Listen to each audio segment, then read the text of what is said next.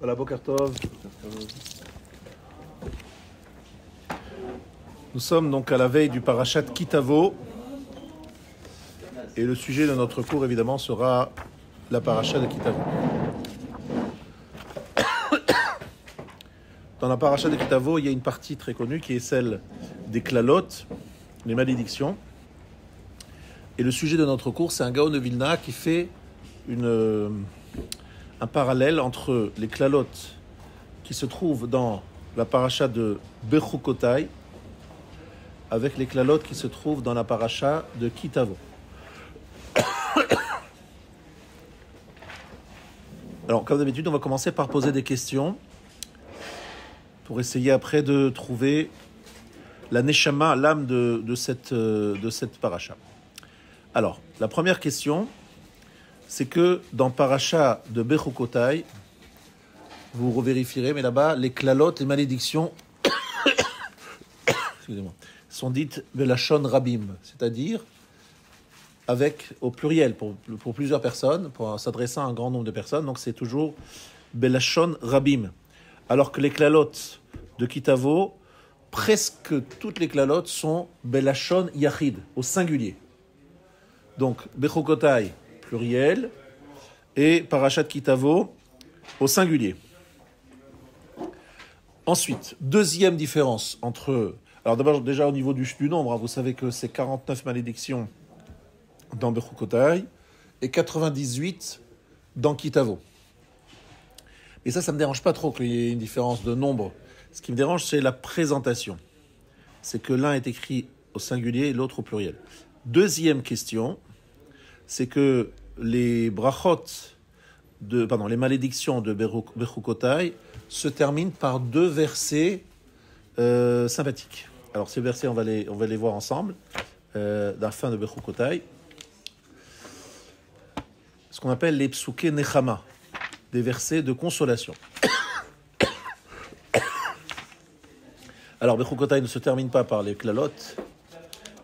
Il y a une autre paracha à la fin. Mais la paracha des klalot, la paracha vraiment des bénédictions, se termine par des versets de consolation. Alors, je vais vous donner ces deux versets. C'est dans la page 756, donc dans le livre de Vayikra. 756, c'est le chapitre 26. Verset 44. Ve'af gamzot biyotam be'eretz oivehem lo me'astim ve'lo ge'altim lechalotam lehafer briti itam ki ani Adonai Elohehem ve'zacharti lahem berit rishonim asher hotzeti otam me'eretz Mitzrayim lenei hagoyim liot lahem le'Elohim ani Adonai. Voilà. En fait, il y a même un troisième verset. Ve'zacharti et beriti Yaakov ve'af et beriti Yitzrak Ve'af et beriti Avram eskor ve'haaretz eskor. Donc je traduis les trois versets que j'ai lus, le 42, le 44 et le 45 du chapitre 26 dans Bechukotai. Je traduis. Je me souviendrai de mon alliance avec Yaakov, et aussi de mon alliance avec Yitzhak, et aussi de mon alliance avec Avraham. Je me souviendrai, et je me souviendrai de la terre. Ça c'est pour le verset 42. Je saute un verset parce que le 43 n'est pas sympathique. Le 44 redevient sympathique. Le 44, c'est « Mais malgré cela, lorsqu'ils seront dans le pays de leurs ennemis, je ne les dédaignerai pas, ni ne les rejetterai pour les anéantir, pour annuler mon alliance avec eux, car je suis Hachem leur Dieu. » Donc Hachem ne nous rejettera pas totalement. Je me souviendrai en leur faveur de l'alliance des anciens, donc Brit Rishonim, que j'ai fait sortir du pays d'Égypte sous les yeux des nations, pour être pour eux Hachem, je suis Hachem. Donc voilà les trois versets de consolation qui se trouvent dans Parashat Bechukotai. Maintenant, chercher des psukim de vraie consolation dans Kitavo, c'est pas la peine de chercher, vous ne trouverez pas. Il n'y a pas de nechama du tout dans Parashat Kitavo. Donc c'est vrai que c'est assez choquant. Pourquoi les klalot de Bechukotai se terminent par quelque chose de positif et une consolation, alors que dans Kitavo, pas du tout. Voilà la question numéro 2 que je voudrais vous poser. Et je voudrais vous poser une troisième question posée par le Shem Ishmuel, qui dit pourquoi est-ce que la raison des terribles malédictions de Kitavo, vous les avez vues, la raison paraît, on va dire, dérisoire par rapport à la terrible sanction. Tachat asher lo avata et Hashem elokera besimcha ou betov levav. Il manquait de joie, on manquait de c'est quand même assez étonnant que pour une raison aussi secondaire, on ait des malédictions aussi graves. Donc on a 3 questions, et Bezrat Hashem, on va essayer de répondre à ces 3 questions. Alors, pourquoi, commençons par une des 3 questions, pourquoi est-ce qu'on ne cite pas des versets de consolation dans Kitavo? Alors le Zohar Hadash dit que cette question a été posée à Rabbi Shimon Bar Yochai, ni plus ni moins. J'ai ici devant moi le livre de Rav David Cohen, Rosh Yeshivat Hebron. Il rapporte donc le Zohar Hadash qui nous dit qu'en fait, la Geoula Acharona, parce que Kitavo, ça fait allusion à la fin des temps, donc à la Geoula Acharona, il va falloir absolument la Teshuvah, et que cette Teshuvah ne peut pas venir, enfin, la fin de l'exil, la fin des Torahs ne peut venir qu'avec la Teshuvah. Donc il n'y a pas de psukim de Nechama. Bon, ça paraît un peu étonnant, mais en fait, si on complète ça, je pense, avec le Radvaz, dans les shoots à Radvaz, dans les responsables du Radvaz, Rabbi David Ben Zimra, il dit qu'en fait, la raison pour laquelle il n'y a pas dans Parashat Kitavo des psukim de consolation, c'est parce qu'il faut compléter la Parashat de Kitavo avec la Parashat de Nitzavim. Or, dans la Parashat de Nitzavim, on nous parle très clairement de la Teshuvah qui va avoir lieu lorsqu'on sera dans les pays des ennemis. Et donc, et même le Ramban d'ailleurs, le Ramban aussi, vous pourrez retrouver cette même idée, c'est que si on veut se trouver... Alors, c'est quoi la finalité? On finit avec des klalot terribles, catastrophiques, et après on fait quoi? On est perdu. Alors, la réponse, continuez, lisez Parashat Nitzavim, et dans Parashat Nitzavim, vous le savez qu'il y a quand même des choses sympathiques qui nous attendent, mais à condition, à condition. Quelles sont les conditions? On va aller lire ensemble.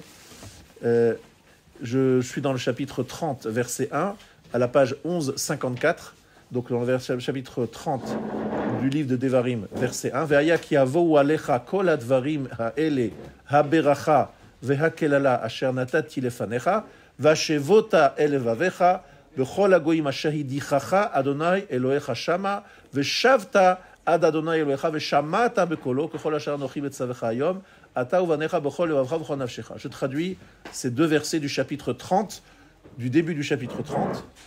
Et il adviendra, lorsque toutes ces choses viendront sur toi, la bénédiction et la malédiction que j'ai mise devant toi, que tu placeras cela sur ton cœur, parmi tous les peuples où Hachem ton Dieu t'aurait repoussé, tu reviendras jusqu'à Hachem ton Dieu. Donc en fait, le verset dans Nitzavim nous parle d'une situation où il y aura les brachot et les klalot, et dans cette situation-là, eh bien, tu prendras conscience, va chez Vota, elle va dire mais qu'est-ce qui me passe, pourquoi ça m'arrive, qu'est-ce qui se passe, et là à ce moment-là tu feras tes chouvas, où ça, effectivement, dans le pays où Hachem t'aura envoyé, donc dans l'exil, Veshavta Hachem Elokecha, tu feras tchouva. Donc en fait la finalité, la fin de Kitavo, c'est dans Nitzavim. Voilà ce que dit le Radvaz, et vous pourrez trouver ça aussi dans le Ramban. C'est une promesse à toutes les tribus d'Israël. Alors attention, c'est important ces mots. C'est une promesse à toutes les tribus d'Israël que nous reviendrons tous. Parce qu'il faut bien faire comprendre que le Ramban, vous le savez sans doute, il dit que les klalot de Parashat Bechukotai font allusion à la destruction du premier temple, alors que les klalot de Kitavo font allusion à la destruction du second temple. Et donc, la destruction du second temple ne donne pas lieu à un retour d'Israël, en tout cas pas pour l'instant, ça fait quand même 2000 ans, presque 2000 ans.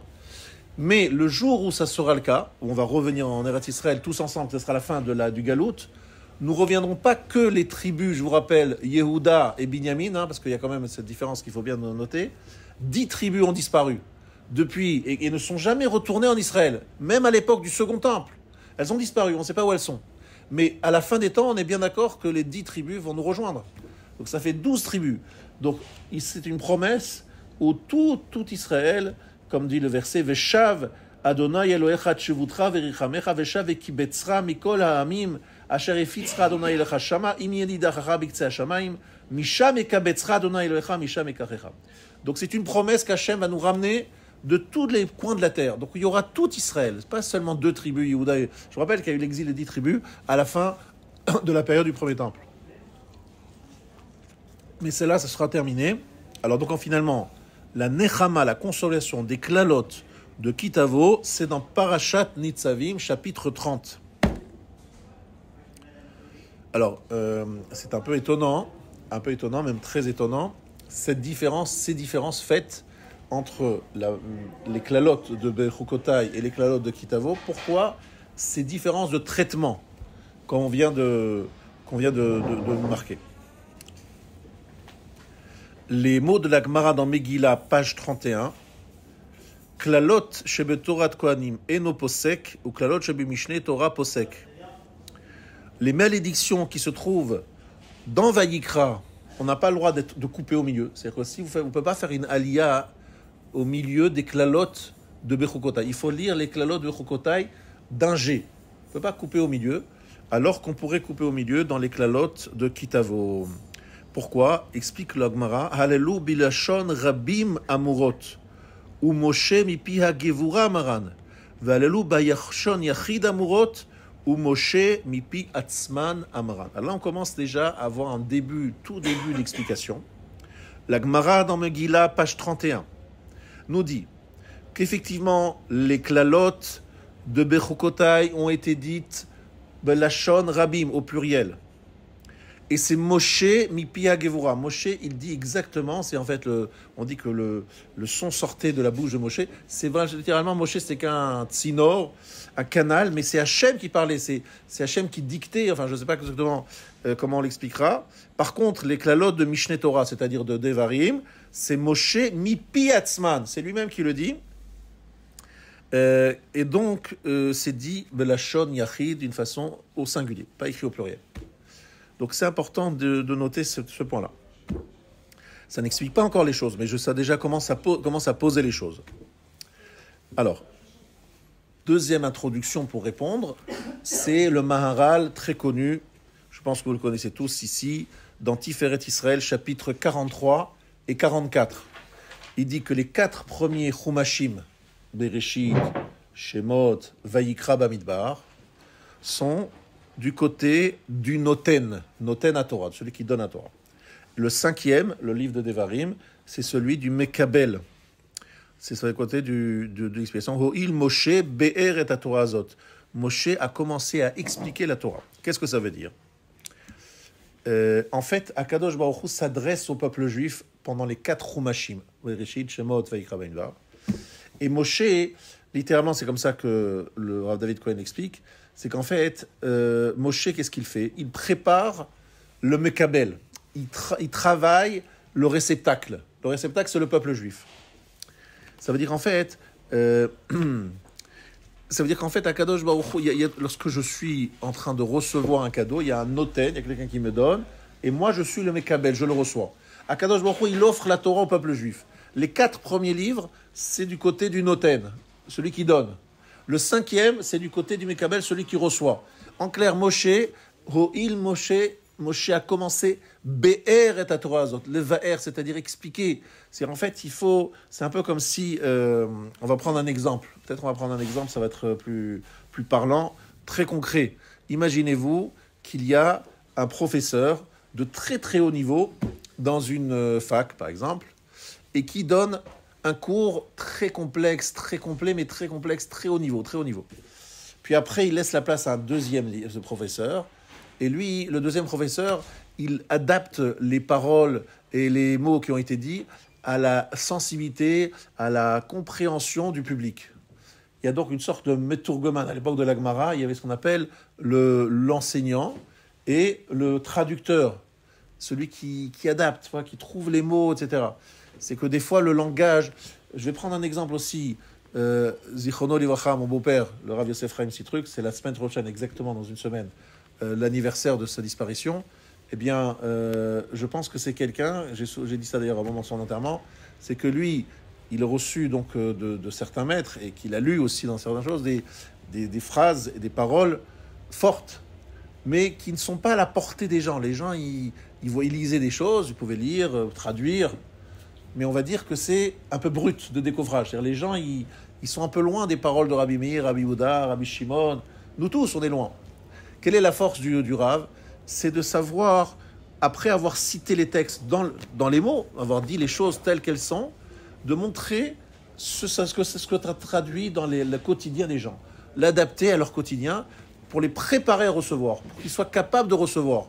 Mais c'est important qu'ils aient le texte original, vous voyez ce que je veux dire? Ils aient le texte original, traduit mot à mot, puis après, l'explication pour que les choses puissent être comprises et apprises. Comment dire en mon français? Apprendre, c'est prendre en fait. Capable de prendre, d'intégrer. Tout ça, je pense que c'est assez clair. Donc on nous dit que le 5e livre, le livre de Devarim, il est là pour que les Juifs qui ont écouté la Torah de 4 Chumashim, puissent vraiment intégrer ce qui a été dit dans les 4 Chumashim. Alors, le fait que ça soit écrit au singulier, au pluriel, ça ne s'explique pas avec ça, c'est pas encore suffisant. Mais patience, on est en train de poser des introductions pour répondre aux questions qu'on a posées au départ. Alors, évidemment, on attendait ce moment, on va faire référence au Gaon de Vilna, dans Aderet Eliyahu, dans Parashat Nitzavim. Vehaya b'shom'o et divrei ha'ala zot vehitbarech bilvavo lemor shalom yeli. Lorsqu'il entendra cette malédiction, il se bénira littéralement dans son cœur en disant Shalom Yeli. C'est écrit dans Nitzavim ce verset. Alors, dit le Gaon de Vilna, Mipnei shechachamim amru betochachot harishonot en rashai lafsek, mipnei shebelshon rabim neemar, ou betochachot shniim reshai lafsik. On a le droit de faire une coupure dans les deuxièmes tochachot, c'est-à-dire dans Kitavo, mais on ne peut pas faire de coupure d'Aliyah à la Torah dans les premières. Lashon rabim kaye al kol yachid ve yachid. Ça se rapporte à chaque individu. Alors que le deuxième, les tochachot de Kitavo qui sont au singulier, ça s'adresse au klal Israël. Alors le Pachad Yitzhak, Rav Yitzhak Utner, il explique qu'est-ce que ça veut dire. Il y a ce qu'on appelle le Tzibour et il y a ce qu'on appelle Knesset Israël. Alors écoutez bien, c'est très intéressant comme définition. Tzibour, c'est une communauté d'Israël. Par exemple, lorsqu'il y a 10 personnes dans une salle, c'est un Tzibour. Lorsque je parle à chacun et à tout le monde. Mais je parle au pluriel. Pourquoi? Parce que je parle à chacun. Maintenant, tout le monde est réuni, mais c'est en fait à chacun que je parle. Mais lorsque je parle au Knesset Israël, à l'ensemble du peuple juif, en tant qu'une seule unité, c'est le peuple juif depuis la création du monde jusqu'à la fin des temps, tout le peuple juif. Je m'adresse à cet ensemble-là, qui est le Klal Israël, qu'on appelle Knesset Israël. Alors, si quelqu'un se met dans la règle, dans le Knesset Israël, dans cet ensemble, eh bien, tout simplement, Baruch Hashem, Baruch Haba, celui qui va bénéficier de ce message. Mais dans Nitzavim, on parle de quelqu'un qui dira, attendez-moi, vous savez, c'est compliqué, être juif, j'ai décidé, suite à la Shoah, je m'en vais, ni juif, ni rien du tout, laissez-moi tranquille. Je fais ma vie, je suis complètement indépendant. Alors, évidemment, Akadosh Baruch Hu dit que ce n'est pas une solution. Ce n'est pas une solution de se dire, moi je vais sortir de l'alliance, je ne demande pas de bénéfices, je ne demande pas d'argent, je ne demande pas de récompense, mais je demande aussi qu'on ne m'embête pas. On pourrait imaginer que ce soit un deal possible. Hachem nous dit, si tu rentres dans le peuple juif, si tu fais ce qu'il faut, tu obtiens tels avantages. Si tu sors, tu ne fais pas ce qu'il faut, ça coûte cher. Moi, j'ai décidé, écoutez, moi, je ne suis pas prêt à jouer le jeu, à prendre le risque. Ni je prends les bénéfices, mais ni aussi je prends les sanctions. Donc, laissez-moi tranquille. Moi, je démissionne je ne suis plus juif, voilà. Je démissionne. Là, Kadosh Baruch Hu dit, no deal. Ce n'est pas un bon deal. Il n'y a pas de possibilité de sortir. Pourquoi? C'est une alliance et elle est faite malgré toi, bien avant toi. Tu ne peux pas changer. Bon, dans Nitzavim, on nous parle de la gravité de sortir du peuple. On ne peut pas sortir. Juif, tu es né, juif, tu mourras, et juif, dans l'alliance, que tu le veuilles ou non. Avec les galères que ça représente. Très bien, bon, c'est noté, on a compris le message. Maintenant, lorsqu'on s'adresse à Knesset Israël, à l'ensemble d'Israël, lorsqu'on s'adresse à l'ensemble du clan d'Israël, en fait, c'est un ensemble dans lequel il y a des yéchidim, mais ce n'est pas un ensemble d'individus, c'est une entité qui s'appelle Knesset Israël. Alors écoutez bien ce que ici le Rav va dire. Vous savez que le premier Beth Amikdash a été détruit à cause des 3 averot chamurot, les 3 fautes gravissimes. C'est quoi les 3 fautes? Avodah Zara, l'idolâtrie, Gilou Yarayot, c'est-à-dire les relations interdites, et Shfichut Damim, et l'assassinat. Parce que les Juifs ont transgressé ces trois avérotes, Shfichut Damim, ils ont tué Zecharia, ils ont tué du monde des prophètes qui s'opposaient à eux. Gilui Arayot, Vodazara, donc c'était la raison pour laquelle le Beth Amikdash a été détruit. Or, Avraham, Yitzhak et Yaakov sont les trois avot. Ces trois avot sont la base de ces trois avérotes, c'est-à-dire ils s'opposent à ces trois avérotes. Est-ce que vous savez qui, comment et quoi? Alors il y a plusieurs lectures là-dedans. Je vais vous dire la lecture de mon maître, le Rav Wolbe, c'est pas exactement ce qu'il dit ici. Avraham s'oppose à quoi? C'est le plus facile, Avraham. Je vous rappelle. Pardon? Alors a priori c'est Avodazara, vous avez raison. Avodazara, pardon? Pardon? Avec la Hakeda Shfichut Damim, peut-être. Shfichut Damim, ça veut dire verser du sang, c'est la partie... En fait, c'est vrai qu'Avraham, on aurait pu le mettre dans les deux cas, dans Avodazara et contre Shfichut Damim. Shfichut Damim, c'est l'antithèse du chesed, de la générosité. Avraham, on sait qu'il est Baal chesed. Avodazara, on sait combien Avraham est opposé à l'Avodazara. Maintenant, pour vous citer mon maître, il dit les choses, il a choisi effectivement qu'Avraham, c'était par rapport à Shfichut Damim, parce qu'il est la générosité. Yaakov, qui est le Hav de la Torah, il s'oppose à Gilui Arayot, ça c'est moins évident de comprendre. Gilui Arayot, ça veut dire que c'est quelqu'un qui dévoile tout, qui est tout en train de s'afficher, de se déballer tout. Pas seulement la relation interdite, vous avez compris, c'est Gilui Arayot, c'est dévoiler ce qui est intime, ce qui normalement ne veut pas être dévoilé.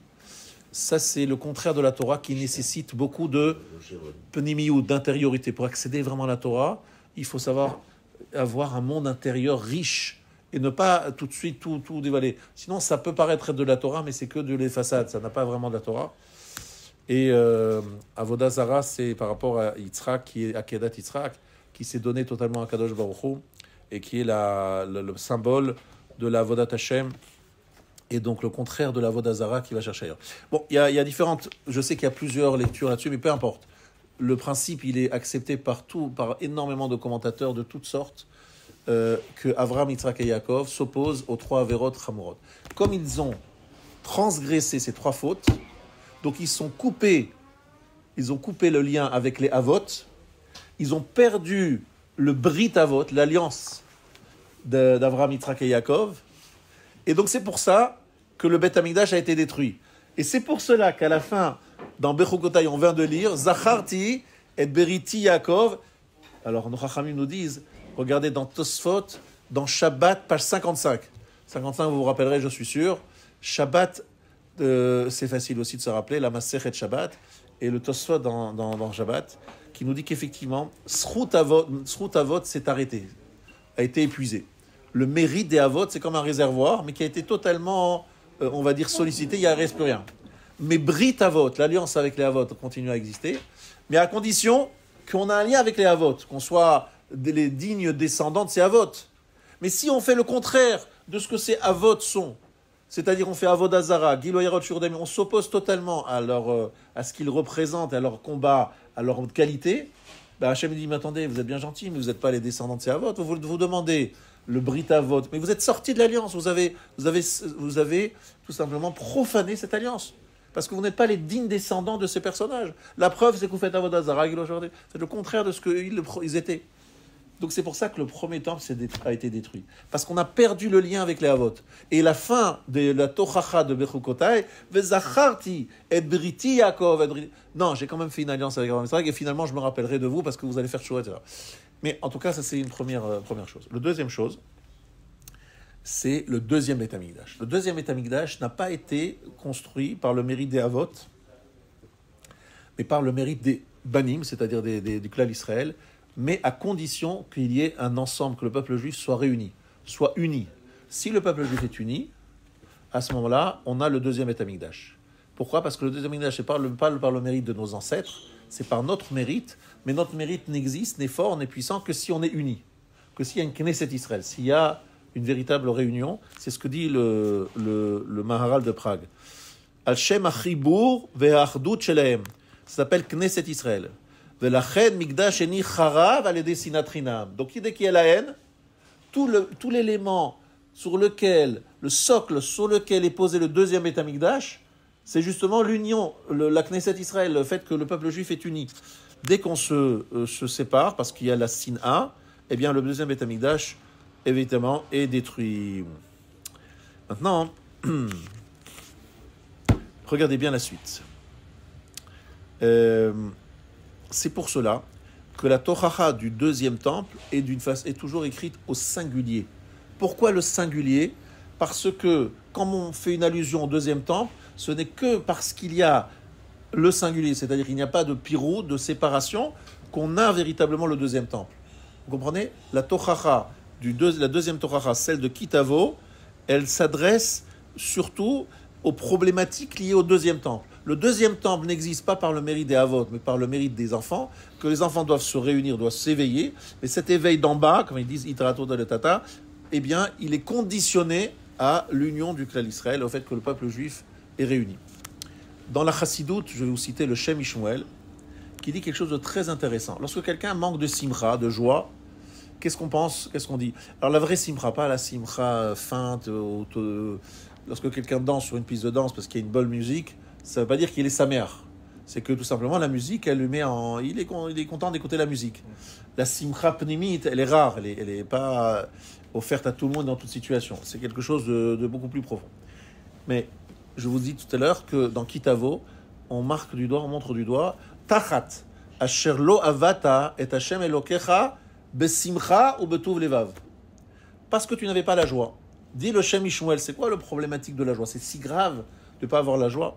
Il dit que lorsque la seule façon d'arriver à la réunion du clan Israël, c'est au niveau des Neshamot, des Nefashot. Et que le Neshamot, c'est écrit Oz vechedva bimkomo. Chez Akadosh Baruch Hu, il y a toujours de la joie. Chez Akadosh Baruch Hu, là-haut dans les Olamot, il n'y a pas de tristesse. La tristesse est liée à l'existence sur terre.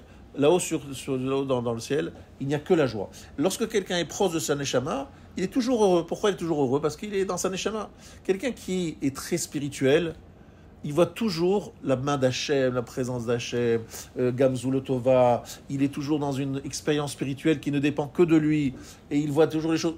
Il n'y a aucun souci, il est dans la simcha. Mais lorsqu'il est proche de son corps, il est souvent triste parce que son corps exige, demande, et il n'y a souvent pas de quoi répondre à la demande du corps. Donc effectivement, la notion de simcha est liée au nefesh.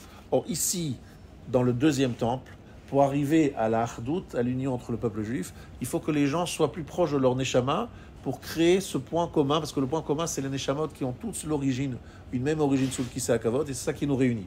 C'est vrai qu'on est très différents les uns des autres, par notre corps, notre mentalité, notre façon de vivre, notre façon de rigoler sur certaines blagues. Il y a des blagues qui font rire certains et qui énervent d'autres. Il y a des paroles qui intéressent certaines personnes et d'autres qui ça les saoule. Il y a des gens qui aiment bien ce style de... On est très différents, on va pas Alors qu'est-ce qui fait qu'on est réunis ? Comment est-ce qu'on peut se réunir ? C'est par la partie Neshama, la partie de l'âme, qui est une Chelek Elokam Imal, une dessin divine, et qui, elle, a pour la même origine. On est tous sous le même tronc, le tronc commun. Ce tronc commun, pour y arriver, il n'y a que la simcha qui nous permet d'y arriver. Sans simcha, c'est qu'on est proche du corps, et à ce moment-là, on est dans notre... Mais attention, la vraie simcha, pas la simcha feinte, pas la simcha bizarre, la vraie simcha. Donc, c'est pour cela qu'Akadosh Baruch Hu pointe du doigt la simcha, qui va révéler, qui va être à l'origine de la sin'a qui va venir, etc. Si moi je vois chaque juif, je dis c'est un juif, peu importe ce qu'il est, ce qu'il n'est pas, ce qu'il me plaît, c'est un juif. Donc on est à l'origine, au niveau de la neshama, on a quelque chose de très proche, on est très proches les uns des autres. À ce moment-là, je dois ressentir une vraie hardoute.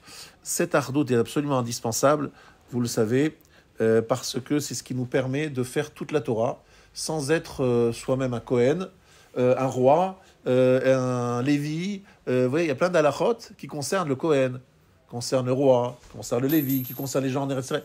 Comment est-ce qu'on arrive à faire toute la Torah ? C'est parce qu'on est tous ensemble. Mais tous ensemble, il faut pouvoir être ensemble. Parce que si je suis tellement éloigné de mon prochain, ben, il n'y a pas de raison qu'Akadosh Baruch Hu me dise, bon, toi tu n'as pas fait le travail, mais l'autre il fait le travail, et on regarde l'ensemble. Mais l'ensemble, il n'y a pas d'ensemble, puisque chacun fait sa vie. Maintenant, ce qui est très intéressant, c'est... regardez bien la réponse aux différentes questions que nous avons posées. Ce que j'ai voulu commencer, que je veux vous transmettre comme message ici, il faudrait que vous écoutez bien ce message, parce qu'en fait, comme je vous l'ai dit, la paracha de Kitavo est en fait la paracha qui est très proche de notre situation aujourd'hui. C'est vraiment un sujet, Kitavo, que nous devons tous, sur lequel nous devons tous s'arrêter et réfléchir. Pourquoi ? Vous savez que mon beau-père, Zichrono Livracha, rappelait 1 million de fois que Nitzaim Vayelech sont été les parachiotes de ce siècle. Et ça se termine en 2040. C'est de 1940 à 2040. Et que Kitavo, c'était juste au moment qui correspond à début de la déclenchement de la Seconde Guerre mondiale. Et qu'en fait, ces deux parachutes, je vous dis qu'ils sont liés. Elles sont en fait collées l'une à l'autre. Kitavo, eh bien, pour la terminer, pour la compléter, il y a Nitzavim. Et la phrase qui fait le lien entre les deux, c'est effectivement une des phrases, c'est le début du chapitre 30. Ve'aya kiavo alecha kol advarim haele. Lorsque tout ça t'arrivera, habracha ve'aklala, asher natati lefanecha, va'shevota elvavecha. Et là, tu vas te dire, oh là là, qu'est-ce qui m'arrive? Pourquoi ça m'arrive? Qu'est-ce qui se passe? Pourquoi le peuple juif, il subit l'inquisition, il subit les pogroms, il subit les croisades, il subit la Shoah, il subit... Bref, je dis quand même, c'est pas possible. À ce moment-là, le peuple juif va dire, oh là là, mais qu'est-ce qui se passe? Pourquoi j'arrive pas à m'assimiler? Je rentre dans un pays, et tout de suite, on commence à me dire, après quelques années, toi le juif, sale juif, et pourquoi on commence à me...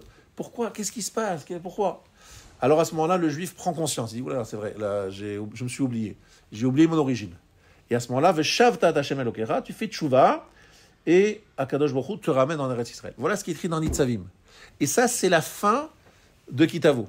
C'est parce que Kitavo va faire un grand choc, et puis après, il va y avoir Nitzavim, où le peuple juif, et c'est pas tout de suite, alors c'est ça qui est intéressant, les Nechamot et ces points sympathiques et positifs de Nitzavim n'ont pas été écrits dans Kitavo. Pourquoi? Parce qu'il va y avoir un grand temps de latence. C'est comme ça qu'il explique ici le type. Un temps qui va prendre entre les klalotes de Kitavo et le retour, la teshuva va prendre du temps.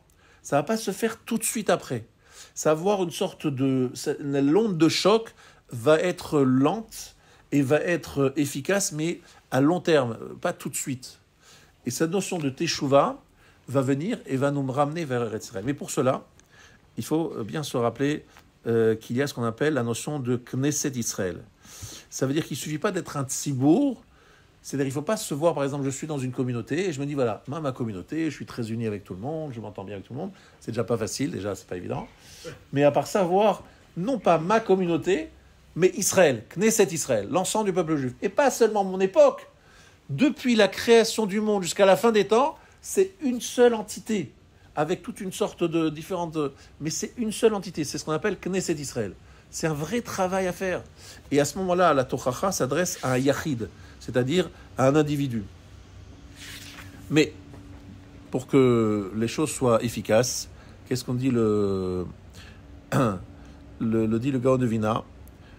Anechama shel parashat aklalot shel kitavo, le roch shel edei tshuva dafka yeh nechamatan. La consolation de Kitavo ne viendra que par la teshuva. Lorsqu'il y a eu le deuxième temple, il n'y a pas eu une teshuva, après le premier temple, comme il y a eu une teshuva après le deuxième temple. Et la teshuva, elle est en marche, Rabotai, elle est en marche, et on la voit devant nos yeux, il y a une teshuva qui est en marche. Et cette teshuva, elle est conséquente de tout ce qui s'est passé pendant tous ces siècles. 2 siècles d'exil, où le peuple juif se demande, mais pourquoi j'ai tellement toujours montré du doigt, je suis toujours un peuple aussi pourchassé, détesté, etc. Cette détestation va amener à la teshuva. Parce que les juifs vont se poser des questions sur leur existence, la raison pour laquelle ils existent. Parce que si on pouvait s'assimiler, si on essaye de s'assimiler, si on pouvait le faire, eh bien, on ne se poserait plus de questions, puisqu'on sera assimilé, voilà, c'est fini. Mais chaque fois qu'on veut s'assimiler quelque part, chaque fois on est repoussé, rejeté, et on a une opposition forte. C'est vrai que c'est impressionnant. Je dis ça parce que je pense qu'il faut réaliser qu'aujourd'hui, l'antisémitisme, de nouveau en train de monter en flèche. Pendant des années, ce n'était pas le cas, parce qu'il y avait la gêne par rapport à la Shoah. Et puis maintenant, hop, on est en train de revoir quelque chose, et on ne comprend pas d'où ça vient. Et en fait, Akadosh Baruch Hu fait en sorte de nous pousser à faire Teshuvah en nous faisant réfléchir sur la raison pour laquelle nous sommes sur Terre. Quel est notre but sur Terre?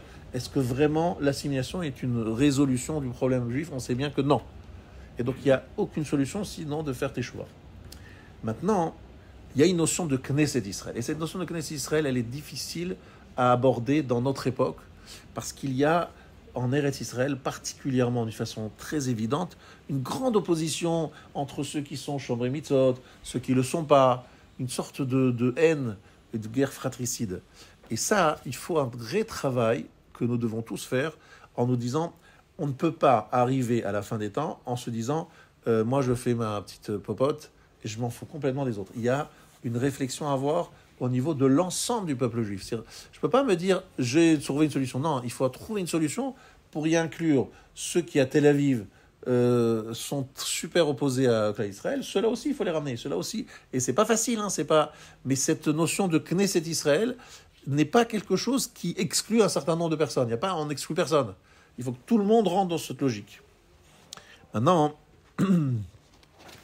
ces deux Torachot, de Bechukotai, etc., sont liés au fait que je vous ai expliqué que Moshe, c'est lui qui parle. Dans Mishneh Torah, dans Devarim, c'est Moshe qui parle, qui est Mevaer. Il travaille sur le Mekabel. Il dit comme ça. Si vous voulez recevoir la Torah, voilà, je vais vous travailler au corps pour créer en vous un Keli, c'est-à-dire un réceptacle. Et comment il travaille ce réceptacle? Il dit que le réceptacle de cette Géoula finale ne passe que par l'unité que j'exprime à travers un singulier. Je ne parle qu'au singulier, pour vous expliquer que je ne peux pas imaginer un Klal Israël en partie. Ça ne peut qu'être un singulier. C'est-à-dire que c'est un ensemble. Si j'ai un ensemble en face de moi, je peux parler de Géoula. Si je n'ai pas un ensemble, je n'ai pas de Géoula. Donc en fait, le vrai travail, pour moi, le vrai travail, c'est d'arriver à retrouver cette notion de Knesset Israël et un sentiment d'appartenance, qu'on est tous l'un liés à l'autre. Et je vais vous raconter une petite histoire qui m'avait un petit peu étonné à l'époque, lorsque je me trouvais en 2007 en face de mon maître, le Rav Moshe Shapira, donc en privé, et il m'a dit, est-ce que tu sais pourquoi, en 2007, c'était l'époque, je crois, où il y avait une attaque du Hamas et de tout le monde, avec des missiles, non, pas de l'Irak, une attaque de différents, du nord, du Hezbollah, du sud, du Hamas, tous attaqués ensemble. Et qu'est-ce qui se passait? Les Juifs qui se trouvaient en Israël au sud ou au nord, ils étaient attaqués et ils se demandaient est-ce qu'on va sortir. Certains ont déménagé, certains sont partis pour aller vers le centre d'Israël où c'était moins problématique. Et il m'a dit, tu sais pourquoi ça se passe?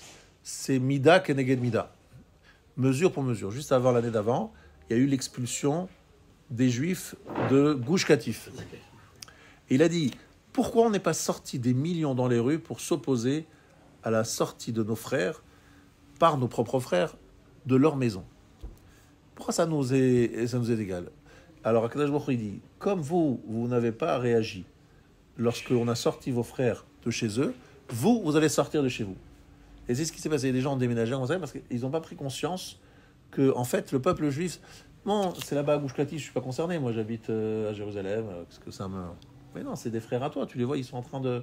Et ça ne te dérange pas qu'ils soient sortis de chez eux pour des mauvaises raisons en plus. C'est pas qu'on voulait sauver Israël. Hein. C'est franchement une très mauvaise raison. Aujourd'hui, on sait tous que c'est des très très mauvaises raisons. Donc c'est quelque chose qui... Il dit, comment ça se fait que tu ne raisonnes pas en tant que Knesset d'Israël? Pourquoi est-ce qu'on n'a pas dans notre cœur une envie, une prière très forte pour que tous nos frères fassent chouva et que tous nos frères puissent se réunir et faire quelque chose qui soit un singulier, qu'il y ait un singulier, pas un pluriel dans le peuple juif. La droite, la gauche, les anti-extrême droite, extrême gauche. Et ça, c'est un vrai sujet sur lequel la paracha de Kitavo, finalement, est là pour nous poser des questions. Maintenant, je reviens aux 3 questions du départ. Je vous avais demandé pourquoi les klalot et les brachot de paracha de Bechukotai sont écrits au pluriel. Donc là-bas, effectivement, la réponse, c'est que là-bas, il s'agit effectivement non pas de Knesset Israël, mais du peuple juif, chaque individu. Et effectivement, parce qu'on fait allusion au premier temple, et au premier temple, ce n'est pas l'union du peuple juif qui a été à l'origine de sa construction, c'est le mérite d'Abraham, Yitzhak et Yaakov. D'accord? La deuxième chose, pourquoi les klalot et brachot de Bechukotai se terminent par une nechama? alors que celle de Kitavo, il n'y a pas de Nechama. La Nechama, éventuellement, c'est dans Nitzavim, mais pas dans Kitavo. La réponse, c'est qu'il n'y aura pas de Nechama tant qu'il n'y aura pas de Teshuvah. Mais la Teshuvah va se faire. Oui, ça va se faire. C'est prévu, c'est écrit dans Nitzavim. Mais cette Teshuvah est conditionnelle, c'est la condition pour qu'Akadosh Baruch Hu nous donne la Nechama et nous ramène. Et lorsqu'il y aura cette Teshuvah, c'est pas que 2 tribus qui vont revenir, comme c'est le cas dans Bechukotai, où il y aura que 2 tribus qui vont reconstruire le 2e temple. C'est toutes les 12 tribus qui vont revenir. Et Hachem va prendre toutes les tribus qui se trouvent dans tous les côtés. Et pourquoi on insiste sur la notion de Simcha? C'est que la Simcha est révélateur d'une proximité avec sa Neshama, quelque chose de beaucoup plus spirituel que le corps. Et c'est au niveau de la Neshama qu'on trouve une union du peuple juif. Le peuple juif est réuni, les corps sont différents. C'est-à-dire les habitudes, la façon d'être sont différents. Mais par contre, au niveau de la Neshama, on a une seule source. Donc si on veut arriver à retrouver le Klal Israël, plus on est rouchani, plus on ressent l'unité du peuple juif. Si en étant rouchani, on ne ressent pas l'importance de Knesset Israël, c'est qu'on n'est pas rouchani, c'est qu'on est encore une fois chitzoni. Ça, il faut bien comprendre.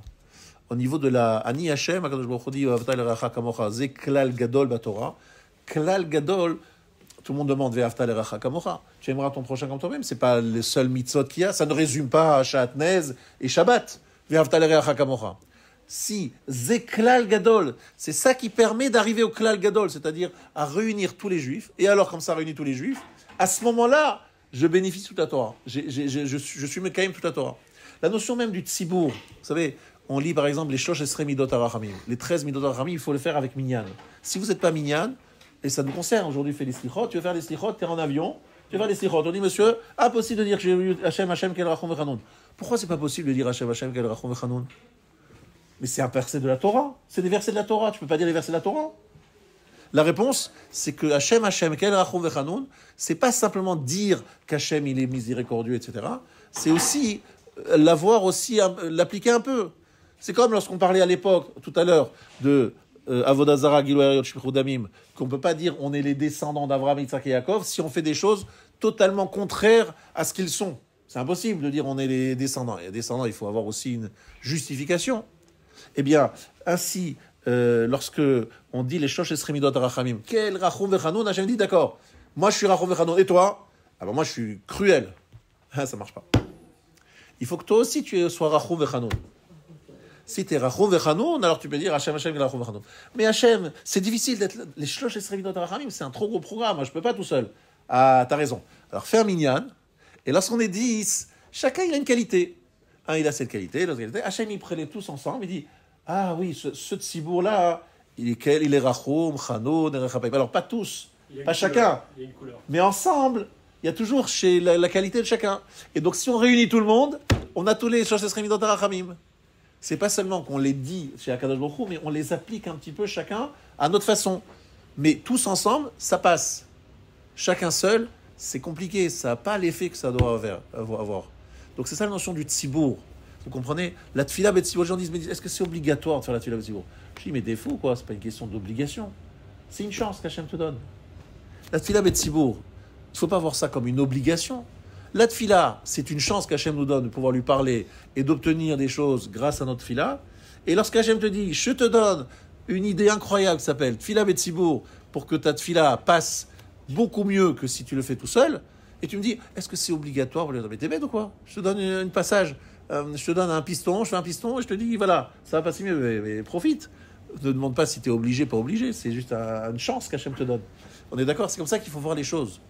Et la notion de Knesset Israël dans Kitavo, elle est tellement importante de comprendre que c'est un singulier. Et je voudrais rappeler quand même une histoire que j'aime rappeler. C'est vrai que j'ai déjà dit plusieurs fois, mais je vais la répéter encore une fois. Lorsque nous étions en visite en Israël, une fois, j'ai amené le groupe d'Aleph chez le Rav Yitzhak David Grossman, qui nous a raconté, pas seulement nous a raconté, nous a montré un morceau de parchemin de Torah, et dans lequel il y avait justement un morceau de Kitavo. Et quel morceau de Kitavo? La partie la plus terrible, c'est à la fin, vous savez, lorsque Akadosh Baruch Hu, Ifla Hashem et Makotra, donc Hashem, je vous dis, rendra prodigieuses les plaies de tes descendances. Il te ramènera tous les... Gam kol choli v'chol maka shalo katuv, je vous traduis. Même toute maladie, toute plaie qui n'est pas écrite dans le livre de cette Torah, Hashem les suscitera contre toi jusqu'à t'anéantir. Voilà, des phrases sympathiques là. Eh bien, c'était dans un parchemin de Sefer Torah, un morceau de parchemin de Sefer Torah, qui nous a montré. Et il nous a dit, vous savez d'où il vient ce morceau de parchemin? Il vient d'un Sefer Torah, parce que il y a un soldat de l'armée de l'air nazie, qui, les pilotes d'avions de combat, ils avaient ce qu'on appelle un carnet de bord, dans lequel ils écrivent toutes leurs sorties et toutes leurs missions. Et lui, il cherchait à couvrir son carnet de bord avec du plastique pour le protéger. Et il est rentré dans une synagogue après la nuit de cristal. Et il a découpé un morceau de Sefer Torah qui était jeté par terre. C'était une catastrophe, la synagogue était sans dessus-dessous, comme toutes les synagogues, en tout cas beaucoup de synagogues après la nuit de cristal. Il a découpé un morceau de Sefer Torah pour en faire une couverture sur son livre de bord, son carnet de bord où il marquait ses différentes missions. Et lorsque, sur son lit de mort, ce monsieur qui avait déjà eu un poste important, je crois qu'il faisait partie de l'Assemblée nationale allemande, il a demandé qu'on transmette ce parchemin écrit en hébreu à un juif saint, un juif kadosh, un juif saint. Et c'est arrivé donc jusqu'à, peu importe dans les détails, dans les mains de ce Rav Grossman. Et il nous a dit, regardez, Akadosh Baruch Hu, il a fait en sorte que ce monsieur, qui en fait aurait pu découper n'importe quelle autre partie du Sefer Torah, par hasard, entre guillemets, il y a justement cette partie du Sefer Torah qui s'est présentée devant lui, qu'il a découpée, et que je reçois aujourd'hui, moi qui ai l'habitude de parler à un grand public, etc., comme pour Akadosh Baruch Hu faisait un petit message. Kitavo, c'est une paracha qui fait peur. Et la Shoah, tout le monde demande où était Dieu pendant la Shoah. Alors le juif pratiquant, il dit, mais Dieu, c'est pas tellement étonnant. Moi j'ai revu des fois Kitavo avec mon père, en me disant, mais ça, je l'ai vécu, et ça, je l'ai vécu. Et beaucoup de gens qui ont vécu la Shoah peuvent dire, ça, on l'a vécu, ça, on l'a vécu, ça, on l'a vécu. Qu'est-ce que ça veut dire? Kitavo, annoncer des torachot et des moments difficiles. Mais Akadosh Baruch Hu nous envoie un message en disant, même si vous avez vécu des moments très difficiles, je ne vous ai pas rejeté, je ne vous ai pas renvoyé, même si vous avez l'impression que je vous ai renvoyé. La preuve, c'est que dans Nitzavim, j'affirme que vous reviendrez, et vous reviendrez en Eretz Israël en plus. Nitzavim. On parle du retour sur la terre d'Israël, alors que c'est exactement ce qui est en train de se passer. Que la Teshuvah, tout le monde est bien conscient qu'il y a eu un mouvement de Teshuvah qui continue, qui est extraordinaire. Tout ça, c'est en train de se passer devant nos yeux. D'accord? Mais en fait, Hachem voulait nous envoyer un petit message en disant, c'est moi qui ai envoyé ça, mais je ne vous ai pas abandonné, je vous reprends, et Bezrat Hachem, que ce soit la dernière terrible catastrophe, et qu'on puisse, Bezrat Hachem, suite à cette chose-là, faire une vraie Teshuvah, tous ensemble, Knesset Israël, pas individuellement. Rabbi Chananya Kshavar Sakadosh Baruch Hu les à côté d'Israël. Le Firai Velano Shema Adonai Chafetz Leman Tzidko, Yagdil Torah Veyadir.